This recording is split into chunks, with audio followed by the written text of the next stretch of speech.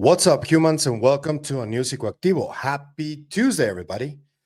Okay, so before I start today, I just want to give major kudos to Ross Coulthart because getting this interview was something that I think it's huge.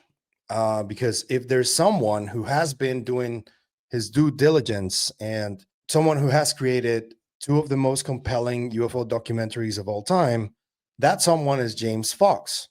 And I don't know if you guys know the story, but James Fox is practically the reason why I started doing UFO related work because he shared a screenshot of one of my articles about UFOs on the Joe Rogan Experience before I even started doing English speaking content on YouTube.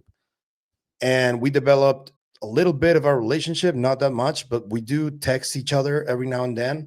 Funny story, right after we spoke for the first time via text, I got two phone calls from unknown numbers. And when I responded, nobody spoke on the other end. You could just hear somebody breathing. Really weird. But that gave me an indication that James was more than likely being surveilled.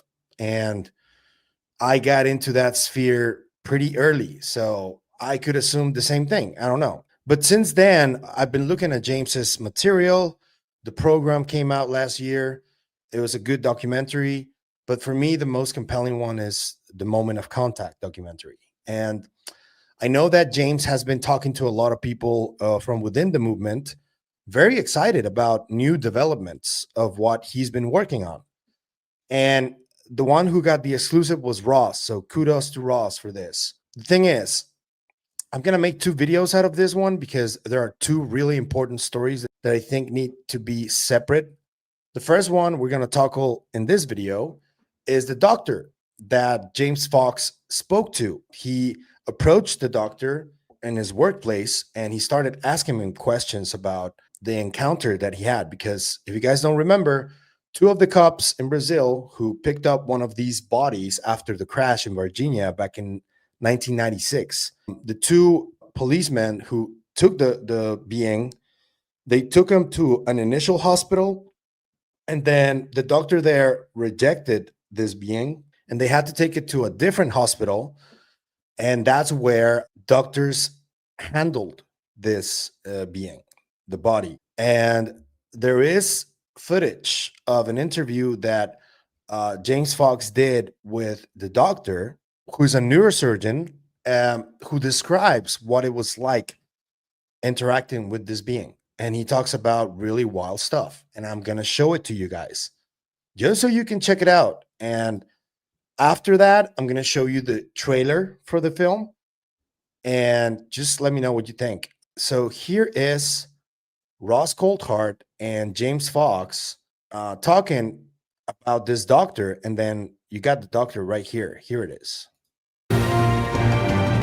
Meu nome é Italo Venturelli, estudei em Italo Venturelli is his name. São Paulo. Eu fiz neurologia, neurocirurgia, fiz mais de 5.000 cirurgias. Só queria deixar essa mensagem que eu realmente vi. No dia fui ver como se eu tivesse ido ver um paciente, e não era um paciente, realmente era um alien, claramente um alien. O crânio era em forma de gota, os olhos em forma de gota. Eu fui ver um paciente, achando que era um humano. E eu vi ali um ser maravilhoso de um mundo que eu não conheço. Me pergunto se estava sofrendo, ele não estava sofrendo, se ele estava entendendo, ele estava entendendo. Muito calmo, muito tranquilo, olhou para mim como se entendesse tudo que eu estava pensando. Eu acho bacana conversar isso, explicar para as pessoas que existem muito mais coisas do que a gente imagina. Para mim foi muito importante ver, porque eu vi a imensidão que tem esse universo, né? Não somos só nós aqui, nesse mundo tão maravilhoso, mas deve existir muitos outros, e aquele ser que estava ali é prova disso. What I love, James, about Dr. Italo is he's very open about the fact that this being touched him. He seems quite emotional about the experience. So, okay, I'll tell you how this came about, because it's extraordinary what happened. We knew we knew that the live alien was at Regional Hospital. We have people that we're in touch with over more than a decade that work at both hospitals that we meet privately with every time we go to Varginha. It's always quiet, off the record. They come and there are certain secrets they talk about during surgery and only during surgery. So we knew, and from other testimony, that that creature was it. So the other neurosurgeon who was on duty that night was his sort of protege. It was Dr. Italo and Dr. Marcos Vinicius. Dr. Marco Vinicius did a little procedure on the creature. Apparently it had some damage, some swelling, something happened. Did a little procedure on the creature, and I don't want to go into too much detail because it's an ongoing thing. And then he had a heart attack and died in 2018. Okay, so now he's gone, and his partner, who's the lead neurosurgeon, Dr. Italo, himself had a heart attack just a few months ago, and he's in the ICU staring at the ceiling thinking that he was going to die, and he thought, I can't believe I'm taking this to the grave. This is not right. If I survive this, I'm going public. And then yep, and so he said, I'm doing this for my grandchildren, and I don't care what the consequences are. I don't care. That's what he said. Is such a raw act of courage. Those are the kind of whistleblowers we need, James. And Yep.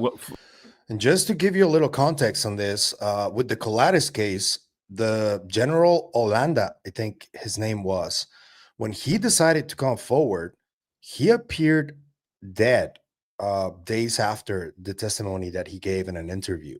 So Brazil doesn't fuck around with these things. The Brazilian government does not fuck around with these things because the president of Colares is there. And so the doctor's saying this fully well aware of the history of the Brazilian government's actions when it comes to this stuff. That's a real act of courage because this guy is risking his life, literally. There's precedent to people who come forward and talk about this in Brazil. So just to give you a little context on what this means. Full credit to you. Full credit to you for persuading him to speak to you about it. I just take my hat off to witnesses like Dr. Italo Venturelli for having the courage to come forward. Was he threatened not to speak? Oh yeah. So what happened was, and I want to send a shout out to Alini Kras, who's our lead translator and one of our co-producers. She has a very disarming presence, and she calmed him, and he snuck us into the back of the hospital, snuck us in. And we're going, what's happening? What's going on? He sneaks us into the ICU, exactly where it happened. We get masked up because you can't be in the ICU without it. So we get all of our masks on. I don't know where this is going. And all of a sudden he just starts telling all. Wow. And it was extraordinary. And then the hospital staff caught us filming. And what are you doing in here? You're not supposed to be filming. Nobody has any permits. Nobody, so they kick us out. But we'd gotten the goods. And he's like, I think I just lost my job. And so they kick us all out. So we leave the hospital and we go into a cafe. We didn't know where we're going. We just went into a cafe next door and we're filming at this cafe. We're all like practically crying. And I asked them how it felt after 29 years to come forward, what it was like to look into the eyes of this creature. Tell me what it was like. I was dying to know. And he said it was a higher level of intelligence, so much higher, more advanced. Even though that it was in captivity, it had control of the room.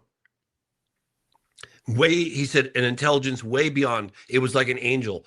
But he describes his skin as more white with the big red eyes and the little horns, exactly the way the girls described. And I just thought to myself, was that sort of a defense measure? Did their skin react to the hot sun?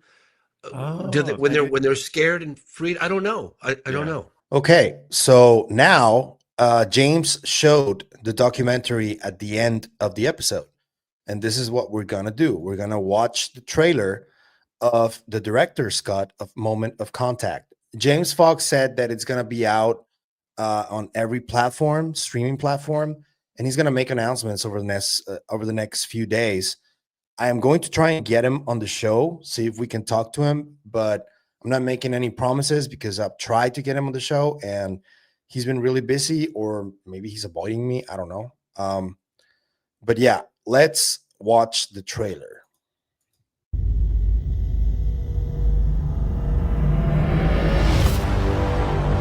have you been exposed to undeniable confirmation of a non-human intelligence craft?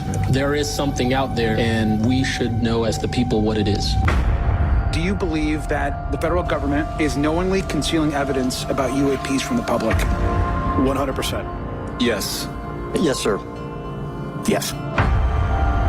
When you say crash retrieval, what do you mean? Non-human, exotic origin, vehicles that have either landed or crashed. For the first time in history, the names of alleged companies and gatekeepers analyzing recovered alien technology are being exposed. Are any of you willing to name specific individuals? Dr. James Ryder at Lockheed, Glenn Gaffney, CIA. For decades, we've heard allegations of the retrieval of objects of alien origin. In 1933, some disc-shaped object crashed. It was not anything from this earth. A UFO crashed in Kingman. Didn't drop out of the sky. It had to come in on an angle. The feeling I had during the encounter was like no type of aircraft I've ever seen before. I saw the evidence. It's a crash retrieval, there's a craft, and there's alien bodies. But one of the most well-documented UFO crash retrieval cases involving live aliens took place in Varginha, Brazil. As a crashed vehicle. 2 seres extraterrestres foram capturados, depois, posteriormente, foram levados para o hospital. Meu nome é Carlos de Souza. Meu nome é Cátia Xavier. Meu nome é Liliane Silva. Meu nome é Valquíria Silva. Em 1996, eu vi uma criatura estranha. Fui até o local quando o general de brigada falou para mim que era assunto de segurança nacional. Ele morre por aí, acabou. Deu pra ver nitidamente. Era charuto no ar. O negócio da gente, eu nem quis tocar, porque eu tinha um aqui na bala. Levaram para Campinas e Campinas levaram para os Estados Unidos. Now, for the first time in history, nunca vi caso assim. We have the most compelling first-hand testimony. Todo mundo surpreso. Assim, qualquer diz que ia sofrer uma punição muito severa. Communication with a live alien in captivity.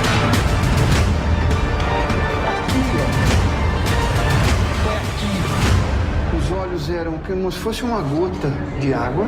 How much time did he spend with the alien in the room? 3, 4 meses.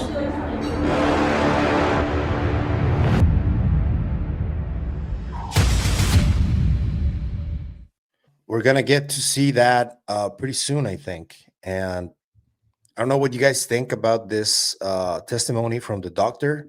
This is huge news for the topic, and kudos to both Ross and to James Fox for putting this together. Hopefully we can see the movie soon. We're going to get announcements soon, so it's not going to be long.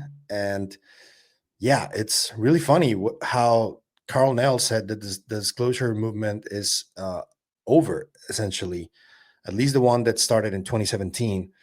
And there's a lot of stuff coming out. And it's not just this one. It's the Age of Disclosure film. It's the Gravitar film that is coming out too.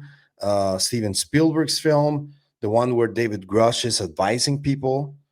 And it's all coming out. I don't see it stopping or slowing down. I don't know what you guys think, but let me know in the comments. And what do you think about the trailer? Are you excited for it or not? Tell me in the comments. If you like the content you see, I'm going to ask you to like, share, comment, subscribe, hype, and hit the bell icon. That's all you need to do in order to help us, and it is what helps us the most. So thank you. But if you want to support us in other ways, there's a few links down there you can choose from. You can become a member on YouTube, or you can support us through KGRA. Anything you choose to do is always appreciated, so thank you. And that's it for me today on this video, but I'll see you guys in the next one. Remember, stay curious and inquisitive like James Fox. Always. Bye.